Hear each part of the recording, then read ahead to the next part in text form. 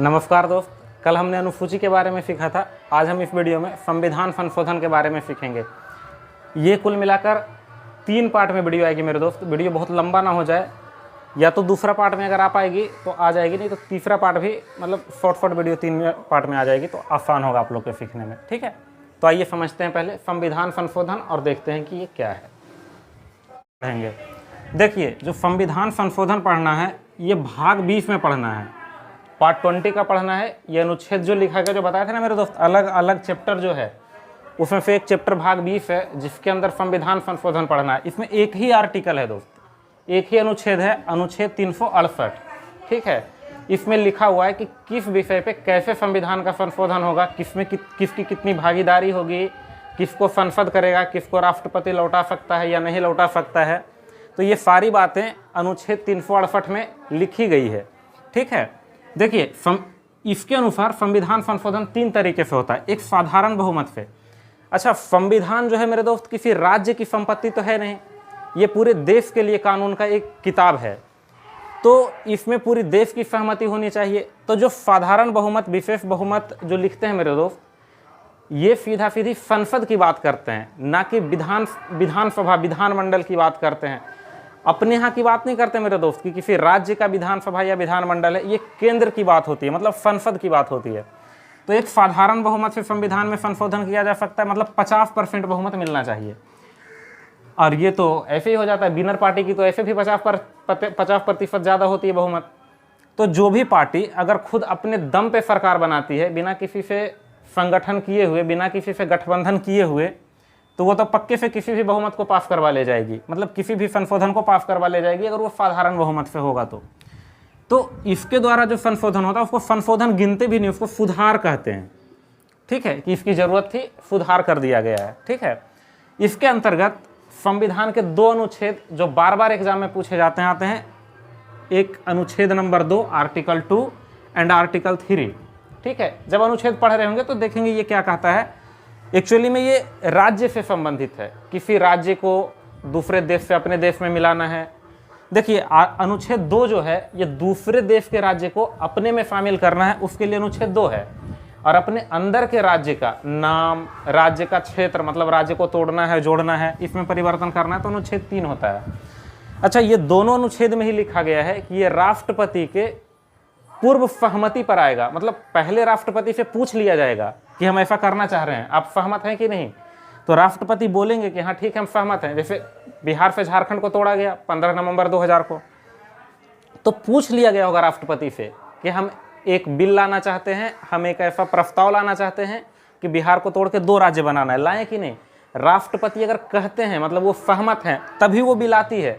तो आप ही बताइए, अगर आप पहले ही सहमत हैं राष्ट्रपति, तो राष्ट्रपति को दोबारा लौटाने का क्या जरूरत पड़ेगा कि नहीं आप एक बार फिर से सोच लीजिए, कोई जरूरत नहीं है। तो जिस पर साधारण बहुमत से सुधार होता है वो राष्ट्रपति के पूर्व अनुमति पर आता है। लिख सकते हैं राष्ट्रपति के पूर्व सहमति से आता है, पूर्व सहमति पर आएगा ये। ठीक है ना, तो राष्ट्रपति के पूर्व सहमति पर आता है, मतलब पुनर्विचार नहीं करने के लिए भेजेंगे, तो राष्ट्रपति को इस पर पुनर्विचार करने की पावर नहीं होती है। ठीक है, और इसको संविधान संशोधन में गिनते भी नहीं है हम लोग, इसको बस सुधार मात्र गिनते हैं। ठीक है ना, कि इसको तो जरूरत थी, थोड़ा सा सुधार कर दिया गया, कोई बड़ा संशोधन नहीं हुआ है। ठीक है, एक होता है विशेष बहुमत से संशोधन। देखिए विशेष बहुमत आपका तभी आ सकता है जब या तो आप बहुत पावरफुल तरीके से जीते हैं चुनाव में, एक तो तब, या तो कई सारी पार्टियों से गठबंधन है, या तो फिर विपक्षी पार्टी भी आपका कानून से सहमत है। संविधान बनाते वक्त जो ये लिखा गया था उनके माइंड में यही थी कि जो पार्टी विपक्ष में रहेगी वो भी सहमत होंगे किसी कानून से कि हाँ ये देश की भलाई में है, तो वो विशेष बहुमत से पास हो जाएगा।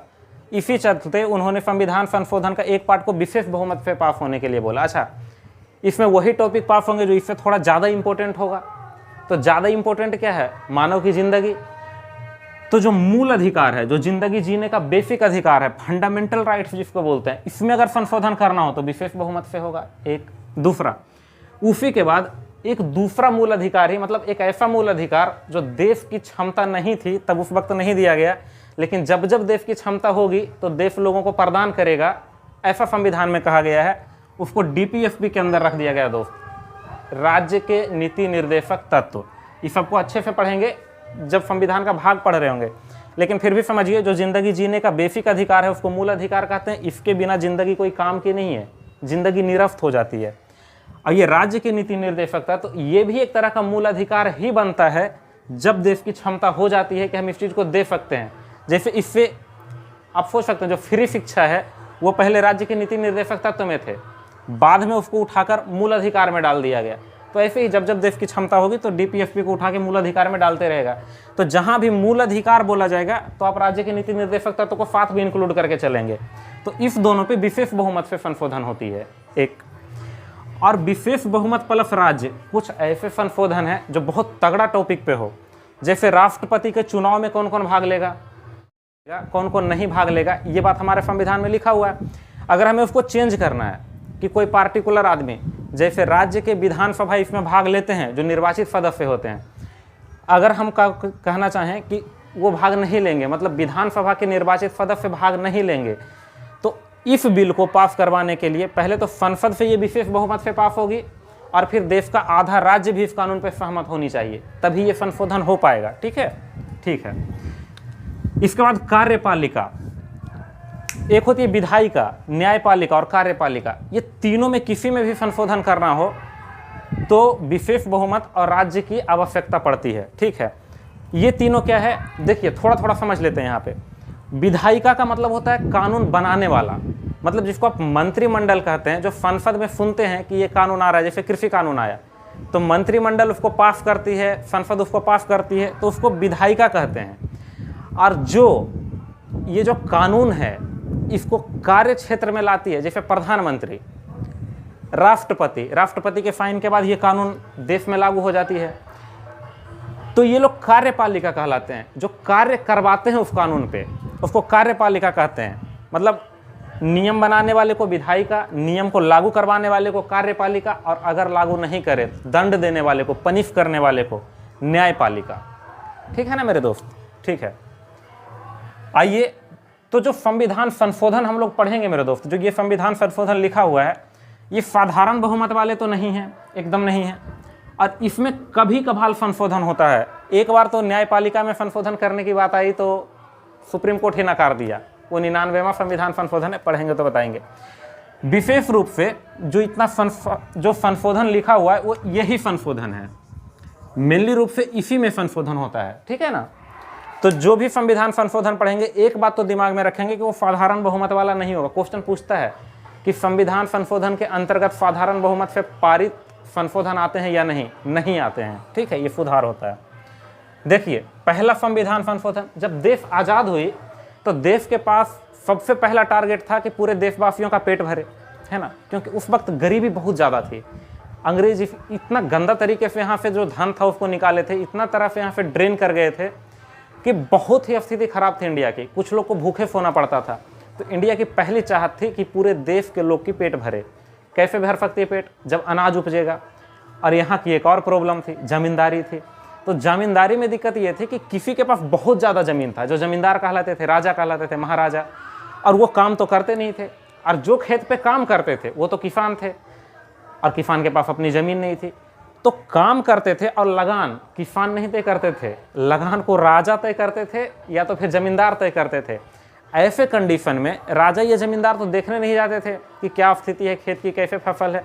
जैसे आप लोग में बहुत सारे लोग किसान के घर से बिलोंग करते होंगे, आपके मम्मी पापा या आप खुद किसान होंगे। तो किसी साल पैदावार कम होती है, किसी साल ज़्यादा होती है, किसी साल ज़्यादा बीमारी लग गई, किसी साल बाढ़ वगैरह, ये सारा दुनिया जहान की चीज़ें होती रहती है। अगर कुछ ऐसी स्थिति आती है और उपज में बहुत ज़्यादा कॉस्ट पड़ जाते हैं, तो ये बात राजा महाराजा को तो पता नहीं होती थी। और टैक्स उनकी ऐसे ही रहती थी, आधे से कम तो टैक्स थी ही नहीं, 50% से कम तो कोई टैक्स लेते ही नहीं थे। 2/3 तक टैक्स लेते थे दोस्त, किसी किसी की टैक्स 2/3 हुआ करती थी। ठीक है ना। अब पढ़े भी होंगे मॉडर्न हिस्ट्री में, नहीं तो फिर यहाँ पे पढ़ेंगे। रैयतवाड़ी व्यवस्था में भी पहले 2/3 टैक्स लिया जाता था, बाद में उसको हाफ कर दिया गया था, 50% किया गया था। तो भारत जब आज़ाद हुआ, इसमें कानून लागू हुआ, तो यही देखा गया कि हमारा कानून धारा का धारा रह जाता है और लोग भूखे ही सो जाते हैं।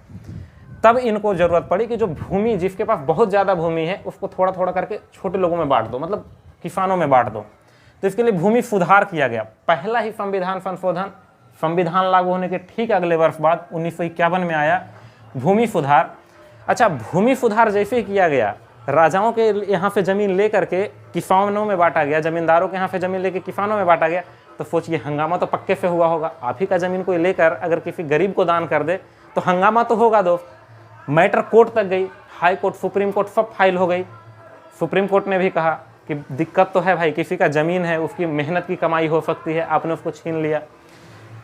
तब गवर्नमेंट के पास उस वक्त जवाहरलाल नेहरू थे, उनको और टेंशन हो गई कि मतलब अब क्या करनी है। तब उन्होंने ध्यान दिया कि संविधान में एक पार्ट अनुसूची है। कल जब अनुसूची पढ़ा रहे थे तो एक बात हमने कहा था शुरुआत में ही कि अनुसूची एक ऐसी चीज़ होती है जिसको आप न्यायालय में इन्फोर्स नहीं करवा सकते, मतलब न्यायालय में उस पर बहस नहीं हो सकती है, न्यायालय में उसका मैटर नहीं सुना जाएगा। तब इसको उठा करके उन्होंने 9वीं अनुसूची में डाल दिया गया, सारा मैटर सोल्व हो गया कि भूमि सुधार होगा भी, और ये 9वीं अनुसूची में इसका विषय ऐड कर दिया गया कि किससे कितना ज़मीन लेना है, कितना ज़मीन छोड़ना है, एक व्यक्ति के पास कितना ज़मीन होगा। जैसे ये बात 9वीं अनुसूची में डालाई, कोर्ट से मैटर खत्म हो गया। ठीक है, तो पहला संविधान संशोधन 1951, भूमि सुधार, 9वीं अनुसूची। ठीक है, उसके बाद इंपॉर्टेंट है 7वां संविधान संशोधन। देखिए, जब देश आज़ाद हुआ था तो इसमें 4 तरह के राज्य थे, A, B, C, D।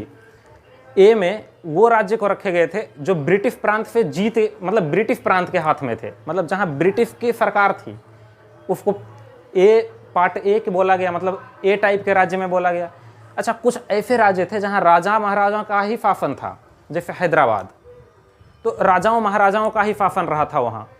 तो वैसे राज्य जहाँ राजा महाराजा का शासन रहे थे, वैसा क्षेत्र उसको ब्रिटिश प्रांत से बाहर रखा गया, राजाओं महाराजाओं का क्षेत्र में रखा गया और उसको 20 प्रकार के राज्य बोला गया, टाइप बी के राज्य बोले गए। ऐसे कुछ बड़े बड़े शहर थे, जैसे मद्रास हो गया, अजमेर हो गया। तो बड़े बड़े शहर को, जैसे आज यूनियन टेरिटरी होता है, केंद्र शासित प्रदेश होता है, उस टाइम पे हायर कमिश्नरी बोला जाता था। तो हायर कमिश्नरी में कुछ शहर को रख दिया गया। कुछ ऐसे भी राज्य थे जो दूसरे देश से जीते गए थे, या तो फिर अपने देश से बहुत दूर में थे, जैसे अंडमान निकोबार बहुत दूर में थे, तो उसको टाइप डी प्रकार के राज्य में रख दिया गया कि ये डी प्रकार के राज्य हैं। ठीक है ना दोस्त, तो उस टाइप पे ऐसे था, तो लोगों को बड़ा दिक्कत होती थी। कई जगह पे, एक ही जगह पे अलग अलग भाषा के बोलने वाले लोग थे और उनको लगता था कि हमारे बीच कम्युनिकेशन अच्छी नहीं है, हमारे बीच बातचीत अच्छी नहीं हो पाती है। तो जो सबसे पहला डिमांड उठा कि राज्य का पुनर्गठन किया जाए, मतलब फिर से राज्यों में बांटा जाए और भाषा के आधार पर बांटा जाए। इस बार एक भाषा बोलने वाले को एक राज्य दे दिया जाए। सोचिए दोस्त, कितना बड़ा बवाल होता अगर एक राज्य में एक ही भाषा बोलने वाले आदमी होते, तब तो बड़ा दिक्कत होता। दूसरा राज्य में जहाँ तक उसकी भाषा बोलता है, अभी आपने सुना होगा कर्नाटक और महाराष्ट्र में कुछ क्षेत्र को लेकर विवाद भी चलता है। कर्नाटक के अधीन है वो क्षेत्र, बेलगांव बोलता है, जहाँ गांधी जी की अध्यक्षता में वो INC की बैठक हुई थी, इंडियन नेशनल कांग्रेस की। तो उस पर मराठी कहते हैं कि हमारा अधिकार है। क्यों? क्योंकि वहाँ सब ज़्यादातर लोग मराठी बोलते हैं, तो उनका कहना है कि ये हमारा है। लेकिन अभी प्रेजेंट में वो कर्नाटक के क्षेत्र में आते हैं दोस्त। ठीक है ना, तो एक राज्य एक भाषा का सिद्धांत था कि हम जहाँ एक भाषा बोलते हैं हमको एक राज्य बना दिया जाए। तो इस पर बहुत कमेटी बैठी, इस पर बात करेंगे। 1948 से ही कमेटी बैठना शुरू हो गई थी, लेकिन उनकी रिपोर्ट के अनुसार ऐसा संभव नहीं था। उसके बाद में क्या हुआ कि 1952 में एक पट्टालू श्री रामालू करके आदमी था, ये बात भी पढ़ेंगे जब जब अनुच्छेद पढ़ रहे होंगे तब। तो उन्होंने भूख हड़ताल पे बैठ गए और भूख हड़ताल पे बैठने के बाद उनकी मृत्यु हो गई, और ये काम 1952 में हुआ, जिसके चलते सरकार परेशान होकर पहला जो राज्य था, पहला भाषाई राज्य आंध्र प्रदेश को बना दिया था दोस्त, आंध्र प्रदेश। ये आंध्र प्रदेश को पहला भाषाई राज्य बनाया गया 1 अक्टूबर 1953 के दिन। देखिए ये डेट कैसे याद रखेंगे, तो जो पूरा देश में राज्य का गठन हुआ ना, वो 1 नवंबर 1956 था। इसीलिए जो 14 राज्य है, जैसे राजस्थान देखिए, गुजरात देखिए, महाराष्ट्र देखिए, उत्तर प्रदेश देखिए, मध्य प्रदेश देखिए, तो उनके राज्य का गठन का डेट क्या है, 1 नवंबर 1956 होगा। तो आंध्र प्रदेश को वैसे इसे 1 महीना पहले और 3 साल पहले 1 अक्टूबर 1956 के दिन आंध्र प्रदेश का भाषाई आधार पर पहला राज्य के रूप में गठन कर दिया गया। उसके बाद में पूरा देश में जुनून फैल गया कि नहीं, अब तो हम भी अनशन करेंगे, हम भी भूख पे बैठेंगे, हमको अलग राज्य का दर्जा दो। तब फजल अली आयोग बनाया गया और फजल अली आयोग ने 1956 में जाकर अपनी रिपोर्ट दी 3 साल में कि राज्य का पुनर्गठन तो करना ही पड़ेगा भाषाई आधार पे, लेकिन हाँ हम ऐसा कर सकते हैं कि एक राज्य एक भाषा नहीं होगा। मतलब जैसे जहाँ मराठी बोला जाता है, जहाँ मराठी की बहुलता है वहाँ महाराष्ट्र बना दिया। तो ऐसा नहीं कि हाँ सिर्फ मराठी बोला जाएगा, मतलब मराठी की बहुलता इसलिए महाराष्ट्र बना दे रहे हैं, पर कोई भी भाषा बोलने वाले लोग महाराष्ट्र में रह सकते हैं। तो एक भाषा एक राज्य का सिद्धांत को नहीं माना गया, लेकिन भाषाई आधार पर राज्य का गठन किया गया।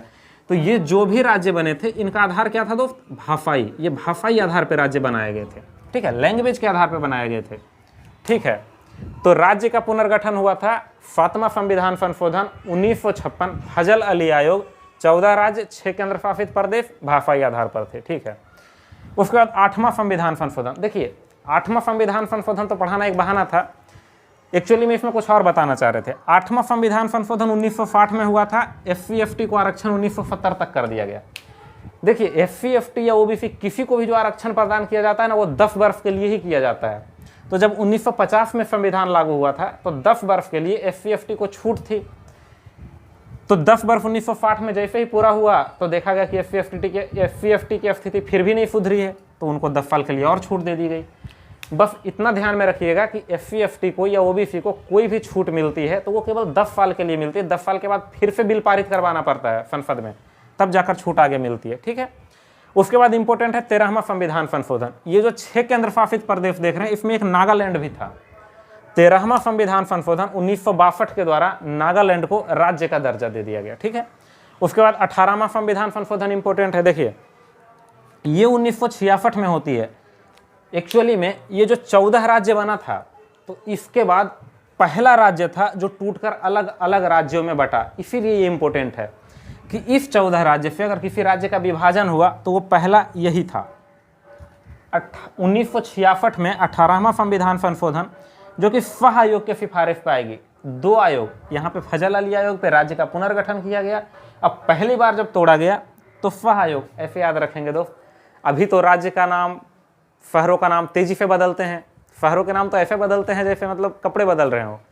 तो इसीलिए अभी ऐसे याद रखेंगे, जैसे अभी अमित शाह है ना, तो स्व आयोग पहली बार जब किसी राज्य को तोड़ा गया और नया नया राज्य बनाया गया तो वो स्व आयोग के सिफारिश पे 1966 में 18वां संविधान संशोधन के दौरान। देखिए पेप्सू एक पूरा राज्य था। इसमें कंफ्यूजन होता है कि पहले पंजाब होगा, पंजाब एंड ईस्ट पटियाला, या पटियाला एंड ईस्ट पंजाब। तो देखिए पंजाब पहले पूरा था, इंडिया में भी पंजाब है, अभी भी पाकिस्तान में भी पंजाब है। तो पाकिस्तान तो पश्चिम में है, तो पूर्वी पंजाब कहाँ है? भारत में। तो वो पूर्वी पंजाब था दोस्त, मतलब ईस्ट पंजाब आएगा। तो Patiala and east Punjab state union, ये एक ही राज्य था। इसको तोड़ के 3 राज्य बनाया गया, हिमाचल प्रदेश, हरियाणा और पंजाब। देखिए जो हिमालय से फटा हुआ राज्य था उसको हिमाचल प्रदेश कहा गया, जहाँ हिंदी की बहुलता थी उसको हरियाणा कहा गया, जहाँ पंजाबी की बहुलता थी उसको पंजाब कहा गया। ऐसा नहीं कि सिर्फ पंजाबी थी, सिर्फ हिंदी थी, ऐसा नहीं था। एक राज्य एक भाषा तो शुरुआत में ही लागू नहीं था। जहाँ बहुलता थी पंजाबी की उसको पंजाब कहा गया, हिंदी की बहुलता हरियाणा। और इन दोनों की एक कॉमन राजधानी चंडीगढ़ का गठन किया गया, जिसको केंद्र शासित प्रदेश घोषित कर दिया गया। तो पूछता है कि चंडीगढ़ केंद्र शासित प्रदेश कब बना? 1966 में। देखिए सभी केंद्र शासित प्रदेश के बारे में नहीं पूछ सकता है। ये इंपॉर्टेंट है कि पहला राज्य था जो टूटा और इसी वर्ष चंडीगढ़ का गठन हुआ, इसीलिए चंडीगढ़ के बारे में ही पूछता है कि चंडीगढ़ केंद्र शासित प्रदेश कब बना। उम्मीद करते हैं यहाँ तक आपको क्लियर होगा। एक बार रिवाइज करते हैं। देखिए पहला संविधान संशोधन 1951 भूमि सुधार, 1951 अनुसूची 9। अगला याद करेंगे 7वां संविधान संशोधन, 7 है तो 57 नहीं 56, 1956 फजल अली आयोग, राज्य पुनर्गठन, ठीक है। 14 राज्य 6 केंद्र शासित प्रदेश भाषाई आधार, पहला राज्य आंध्र प्रदेश 1 अक्टूबर 1953, ठीक है। 8वां संविधान संशोधन 1960 SC ST को 10 साल के लिए और छूट, मतलब 1970 तक की छूट। उसके बाद 8 के बाद 13वां संविधान संशोधन 1962 नागालैंड को राज्य का दर्जा। 18वां संविधान संशोधन 1966 पंजाब को तोड़ दिया गया, मतलब पेप्सू को तोड़ दिया गया स्व आयोग की सिफारिश पर 3 राज्य और 1 केंद्र शासित प्रदेश में, ठीक है दोस्त। आइए आगे देखते हैं। देखिए 21वां संविधान संशोधन, ये 21वां संविधान संशोधन 1967 में होता है, ठीक है ना मेरे दोस्त। इसमें एक भाषा को ऐड किया जाता है, ठीक है। देखिए ये भाषा को ऐड कहाँ करते हैं? अनुसूची 8 जो था 8वां नंबर का शेड्यूल में पहले से 14 भाषा थे, 8 बाद में संशोधन के द्वारा ऐड किया गया। तो सबसे पहले 21वां संशोधन के द्वारा एक भाषा ऐड किया गया जिसको सिंधी एक्चुअली में ज़्यादातर पाकिस्तान में बोला जाता है, सिंध प्रांत में, लेकिन उस क्षेत्र में पंजाब में भी थोड़ा बहुत बड़ा यूज हो जाता है, तो इसीलिए सिंधी को इंक्लूड किया गया। 15वीं भाषा थी ये, क्योंकि 14 तो पहले से ही थी और एक ये ऐड किया गया 15वीं। तो पूछता है कि अपने संविधान में ऐड हुए 15वां भाषा कौन था। देखिए 14 के बारे में नहीं पूछेगा, लेकिन 15वां के बारे में कौन था, कब ऐड किया गया, कौन सा संशोधन था, सब पूछ सकता है। तो देखिए पहले जो भाषा ऐड हुई मतलब 15वां भाषा सिंधी थी 1967 में 21वां संविधान संशोधन, ठीक है। उसके बाद देखिए जब भाषा की बात आती है तो और भी भाषा कब कब ऐड हुई है पहले यही देख लेते हैं। तो 21 के बाद 50 ऐड कीजिएगा तो 71 होगा, 71वां संविधान संशोधन, और ईस्वी दोनों को जोड़ के है 1992, ठीक है। तो 71वां संविधान संशोधन 1992, इसमें 3 भाषा ऐड किया गया, नेपाली, मणिपुरी, कोंकणी। इसको कुछ लोग ऐसे भी याद रखते हैं कि देखिए एक इंडिया के ऊपर में है, मैप देखते हैं तो कैसे है, एक ऊपर है, एक राइट साइड, एक लेफ्ट साइड, नेपाली, मणिपुरी, कोंकणी। देखिए नेपाली, मणिपुरी, कोंकणी, नेपाली, मणिपुरी, कोंकणी, ठीक है। कुछ लोग इसको नमक के ट्रिक से याद रखते हैं, नेपाली, मणिपुरी, कोंकणी, ठीक है। अगला संविधान संशोधन 92वां संविधान संशोधन था। देखिए इसको याद रखने का बहुत अच्छा ट्रिक है। 21वां अगर याद रह गया तो फिर 50 ऐड कर दीजिए, 71वां, ये दोनों को ऐड करके ईस्वी आ गया 1992, और यही फिर 92वां संविधान संशोधन में 4 और भाषा को ऐड किया गया, 1, 3 और फिर 4। पहले 1 भाषा, फिर 3 भाषा, फिर 4 भाषा, ठीक है। ये 2003 में होता है, इसमें 4 भाषा को ऐड किया गया, बोडो, डोंगरी, मैथिली, संथाली। क्रम भी ऐसे ही है दोस्त। देखिए ये 15वां, 16वां, 17वां, 18वां, 19वां, 20वां, 21वां और 22वां, ठीक है। तो ये जो 92वां संविधान संशोधन में ऐड हुआ, ये बोडो असम में बोली जाती है, डोंगरी कश्मीर की भाषा है, मैथिली बिहार की भाषा है, और संथाली झारखंड की भाषा है, ठीक है। इसको बोर्ड मार्क्स से कुछ लोग याद रखते हैं, फिर इसको बोर्ड मार्क्स पढ़ते हैं, BDMF, ठीक है। इस ट्रिक से भी कुछ लोग याद रखते हैं। तो जैसे आपको सुविधा होता है वैसे याद रखिए, बस याद रहना चाहिए, ठीक है। अगला इंपॉर्टेंट है 35वां संविधान संशोधन। देखिए ये 71वां और 92वां, तो इसीलिए अलग कलर से भी हमने मेंशन किया है कि इसको तो अलग से देख लिया, ये भाषा आया था इसीलिए साथ में देख लिया। लेकिन 21 के बाद इंपॉर्टेंट जो है इधर 35वां संविधान संशोधन, ये 1974 में होता है। देखिए कुछ चीज़ों को ना दिमाग में रखने से होता है। देखिए जैसे 7वां संविधान संशोधन 1956, 7 था तो 56, यहाँ 35वां है तो 75 नहीं 74। 1974 में सिक्किम को सह राज्य का दर्जा। देखिए विदेशी राज्य को अपने में मिलाना है तो इसके लिए संविधान संशोधन करना होता है, तो अनुच्छेद भी ऐड होगा, तो इसको आर्टिकल 2 का ए में रखा गया था। जब सह राज्य का दर्जा मिला था तो सिक्किम के बारे में प्रावधान संविधान के अनुच्छेद 2 का ए में था। 2 में तो है कि किसी विदेशी राज्य को अपने में कैसे मिलाएंगे, तो ये 2 का ए में था कि सिक्किम को भी क्या क्या देना है, क्या क्या नहीं देना है। 1 साल के लिए कैसे ट्रायल पे रख लेते हैं किसी चीज़ को, फोन ट्रायल पे चलाने के लिए देता ना, ट्राई कीजिए, तो वैसे ही सिक्किम को ट्रायल पे रखा गया 1 साल के लिए कि क्या सिक्किम के लोग संतुष्ट हैं कि नहीं इंडिया से। तो ट्रायल सक्सेसफुल हुआ तो अगले साल ही अगला संविधान संशोधन आया 36वां 1975, और सिक्किम को पूर्ण राज्य मतलब कंप्लीट स्टेट, जैसे और भी स्टेट हैं, बिहार हैं, उत्तर प्रदेश है, ऐसे ही सिक्किम को भी एक राज्य का दर्जा दे दिया गया। तो सिक्किम अपना राज्य कब से क्वेश्चन पूछता है, तो 1975 में जिस दिन ये लागू हुआ कि सिक्किम अपना पूर्ण राज्य है, दर्जा मिला, वो 16 मई का डेट था। तो 16 मई 1975 से अपना राज्य है। ये 22वां राज्य है। हमने पढ़ाया था सहयोग के द्वारा जो 15वां राज्य बना, सॉरी वो 16वां राज्य होगा, क्योंकि नागालैंड को पहले ही राज्य का दर्जा मिल गया था, तोड़ के वो पहले राज्य बना था, ठीक है ना। किसी राज्य को तोड़कर वो नया राज्य बनाया गया था, पर उससे पहले ही एक यूनियन टेरिटरी को स्टेट में कन्वर्ट कर दिया गया था। तो 1975 में आते आते 21 राज्य पहले से बन चुके थे, ये 22वां राज्य था, ठीक है, जिसको राज्य का दर्जा दिया गया सिक्किम। उसके बाद में 42वां संविधान संशोधन, मोस्ट इंपॉर्टेंट, इससे क्वेश्चन ना आए और संविधान संशोधन खत्म हो जाए, ये पॉसिबल ही नहीं है, ये बहुत इंपॉर्टेंट है। ये 42वां संविधान संशोधन 1976 में होता है। उस टाइम पे यहाँ के मुख्यमंत्री कौन थे, सॉरी यहाँ के प्रधानमंत्री कौन थे, इंदिरा गांधी।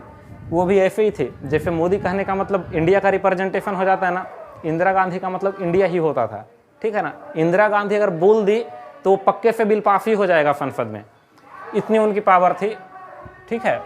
तो उसमें 59 प्रावधान को जोड़ा गया। जो संविधान संशोधन हुआ उसमें 59 प्रावधान, 59 टॉपिक्स को जोड़ा गया। देखिए अपना इंडिया का जो कॉन्स्टिट्यूशन है, जो संविधान है, इसमें 395 अनुच्छेद हैं और 59 एक संशोधन में जोड़ दिया जाए तो ऐसा नहीं लगता कि छोटा मोटा एक संविधान ही लिख दिया गया है। तो इसको लघु संविधान या इंग्लिश में इसको मिनी कॉन्स्टिट्यूशन बोलते हैं, ठीक है। इस संविधान संशोधन में सरकार को एकात्मक बनाने का प्रयास किया गया, मतलब एक सिंगल हैंडेड पावर का इस्तेमाल करने का प्रयास किया गया कि हमारे हाथ में सारा पावर हो। जो प्रधानमंत्री थी उस वक्त इंदिरा गांधी, उनको लगता था कि हमारे हाथ में ही सारा पावर होगा तो हम अपनी मर्जी से कोई भी काम कर सकते हैं। तो देखिए उन्होंने क्या किया कि लोकसभा और प्रधानमंत्री दोनों का कार्यकाल को 6 वर्ष कर दिया। देखिए करना तो उनको प्रधानमंत्री का कार्यकाल को था, लेकिन प्रधानमंत्री को कार्यकाल को वो कर नहीं सकती थी केवल, क्योंकि लोकसभा में जब तक आपका बहुमत नहीं है आप प्रधानमंत्री के पद पर रह ही नहीं सकते हैं। मतलब आप तभी तक हैं जब तक आपका बहुमत है। तो लोकसभा का कार्यकाल को 6 वर्ष इसीलिए किया गया क्योंकि प्रधानमंत्री लोकसभा का मेंबर होता है और इसी नाते इनका भी कार्यकाल 6 वर्ष का हो गया। ठीक है, इन्होंने जो आपात की मतलब प्रावधान था उसको इन्होंने कहा कि आपात केवल प्रधानमंत्री की सलाह पे ही लग जाएगा और अशांति के लिए भी लग जाएगा। और इनके टाइम पे जो थर्ड वाला आपात लगा है, मतलब जो तीसरा आपात लगा था 1975 में, तो ये वाली आपात जो थी वो केवल और केवल अशांति के लिए और प्रधानमंत्री के कहने पे ही लगी थी। रात में इंदिरा गांधी फ़ोन करके बोल दी आपात लगा दीजिए। उस समय फखरुद्दीन अली अहमद थे अपना राष्ट्रपति, एक फ़ोन पे उन्होंने आपात लगा दी। ठीक है, उसके बाद में इन्होंने कहा कि लोकसभा को भंग करना हो तो वो भी प्रधानमंत्री कर सकता है। देखिए एक ही हाथ में है पावर कि हम बोल दिए कि लोकसभा भंग मतलब भंग। अभी मंत्रिमंडल के सिफारिश पे राष्ट्रपति भंग करते हैं। जैसे लोकसभा की कोई बैठक चल रही है, बोला गया कि ये सत्र को भंग कर दिया जाता है, ठीक है, या फिर पूरी लोकसभा को ही समाप्त कर दिया जाता है। तो देखिए किसी भी सत्र को या समाप्त करना हो या लोकसभा को एकदम से समाप्त करना, मतलब आपका बहुमत नहीं है, फिर से चुनाव होगा, तो ये पावर मंत्रिमंडल के सलाह पे राष्ट्रपति के पास होती है। लेकिन लोकसभा को भंग करने का पावर प्रधानमंत्री अपने हाथ में ले लिया इसके द्वारा, इस संविधान संशोधन के द्वारा। राष्ट्रपति का पावर तो पूरी तरह से समाप्त ही कर दिया गया। इसमें बोला गया कि पुनर्विचार के लिए राष्ट्रपति नहीं लौटा सकते हैं। अभी पीछे पढ़े थे कि साधारण बहुमत वाले टॉपिक पे केवल नहीं लौटा सकते हैं पुनर्विचार के लिए, लेकिन यहाँ तो कहा गया कि पुनर्विचार के लिए लौटा ही नहीं सकते हैं। मतलब आपके पास कोई भी विधेयक पहुँचता है, कोई भी बिल पहुँचता है तो आपकी मजबूरी है आप उस पर साइन कीजिए। ठीक है, तो सरकार को एकात्मक बनाने का कोशिश किया गया। अच्छा, ये आपको नहीं लगता कि लोकतंत्र के लिए निगेटिव पॉइंट है? ये एकदम लोकतंत्र के लिए निगेटिव थी, इसीलिए इसको लोकतंत्र की हत्या भी कहते हैं। ठीक है ना। उसके बाद प्रियम्बल, प्रस्तावना। मेरे दोस्त, प्रस्तावना में अभी तक एकमात्र बार संशोधन हुआ है, एकमात्र संशोधन हुआ है प्रस्तावना में, और वो यही 1976 में 42वां संविधान संशोधन के साथ हुआ था। ठीक है ना। एक्चुअली में केशवानंद भारतीवाद के बाद ये संशोधन हो पाया, तो केशवानंद भारती केस किसी और दिन किसी और वीडियो में पढ़ेंगे। ठीक है ना। अभी ये देखिए कि प्रस्तावना में जब एकमात्र बार संशोधन किया गया तो इन्होंने 3 शब्द प्रस्तावना में जोड़िए। देखिए ये सब इनके निगेटिव पॉइंट थे, अब इनके थोड़ा पॉजिटिव पॉइंट देख लेते हैं। संविधान संशोधन में कुछ पॉजिटिविटी भी थी। तो प्रस्तावना में इन्होंने 3 नए शब्द को ऐड किया। एक समाजवाद, सोशलिस्ट, पंथ निरपेक्ष, सेकुलर, अखंडता, इंटीग्रिटी। देखिए एकता अपनी प्रस्तावना में पहले से थी, एकता, तो एकता एवं अखंडता लिखा गया, तो उसमें अखंडता नया शब्द था, एकता पहले से था। ठीक है। देखिए इसमें ना पंथ निरपेक्ष में बड़ा कन्फ्यूजन होता है। एक होता है धर्मनिरपेक्ष, एक होता है पंथ निरपेक्ष। देखिए दोनों 2 चीजें हैं। पंथ निरपेक्ष में सर्वधर्म संभव की बात की गई है, मतलब सभी धर्म एक साथ रहेंगे, ऐसा बात किया गया, इसको पंथ निरपेक्ष बोलते हैं। तो इंडिया में ऐसा ही है कि सभी धर्म एक साथ रहते हैं। और धर्मनिरपेक्ष का मतलब होता है कि कोई धर्म के पक्ष में ही नहीं, मतलब किसी धर्म को मानना ही नहीं, जिसको आप लोग नास्तिक कहते हैं। मैक्सिमम चाइना की आबादी नास्तिक ही है, तो उसको धर्मनिरपेक्ष बोलते हैं। जो पश्चिम के देश उस वक्त थे वो धर्मनिरपेक्ष थे, वहाँ किसी धर्म को मान्यता नहीं थी, तो वो धर्मनिरपेक्ष है। जैसे चाइना क्या है, धर्मनिरपेक्ष ही समझा जाता है एक तरह से। ठीक है ना। और भारत पंथ निरपेक्ष, यहाँ धर्म को मानना है लेकिन किसी धर्म की तरफ आप टिल्ट नहीं रहेंगे। ठीक है, ये प्रस्तावना में संशोधन हो गया। फिर मूल कर्तव्य। देखिए जो अपना वास्तविक संविधान था जो 26 जनवरी 1950 को लागू हुआ था, उसमें मूल कर्तव्य की संख्या 0 थी। पहले कोई मूल कर्तव्य नहीं था, लेकिन इसमें 10 जोड़ा गया। एक ही बार में 10 मूल कर्तव्य को जोड़ दिए गए। एक्चुअली में देखिए एक होता है राज्य के नीति निर्देशक तत्व, तो उसमें गुजारिश किया जाता है राज्य से कि आप यहाँ की जनता को दीजिएगा। राज्य के नीति निर्देशक तत्व में जो भी प्रावधान है, जब पढ़ रहे होंगे आर्टिकल तो पढ़ेंगे, तो राज्य के नीति निर्देशक तत्व तो राज्य को हिदायत देती है जनता के लिए, लेकिन ये जो मूल कर्तव्य है, जो फंडामेंटल ड्यूटीज है, ये जनता की ड्यूटी है कि राज्य के लिए करे। मतलब ये जनता का कर्तव्य होगा, ये आप राज्य के लिए कुछ कीजिए। तो क्या क्या करना है, ये 10 प्रावधान को ऐड किया गया। एक और प्रावधान 11वां को ऐड किया गया 86वां संविधान संशोधन में, उसको आगे पढ़ेंगे। अच्छा, इतना जो सब खरमंडल मचा रही थी इंदिरा गांधी, ये जो संविधान संशोधन हुआ 42वां संविधान संशोधन, ये केवल एक ही व्यक्ति के सिफारिश पे हुआ, वो सरदार स्वर्ण सिंह थे। ये हेड थे, लेकिन इनकी समिति में तो और भी आदमी थे। ये एक ऐसे व्यक्ति थे, मतलब कह सकते हैं कि बेहतर माइंड के व्यक्ति होंगे। बेहतर माइंड क्या मेरे दोस्त, मतलब सिंगल माइंडेड पर्सन होंगे। इनको लगता होगा कि किसी चीज़ को अकेले ही कमांड किया जा सकता है, क्योंकि ये सारा जितनी बातें कही गई है ये इन्हीं के सिफारिश पे हुई है। तो कभी भी पूछते रहता है दोस्त। अभी हाल फिलहाल में एक एग्जाम में हम देख रहे थे कि भारतीय जो प्रस्तावना है उसमें पंथ निरपेक्ष शब्द किसके सिफारिश पे जोड़ी गई, तो सरदार स्वर्ण सिंह समिति। मूल कर्तव्य 1 से 10 तक किसके सिफारिश पे जोड़ी गई, सरदार स्वर्ण सिंह समिति।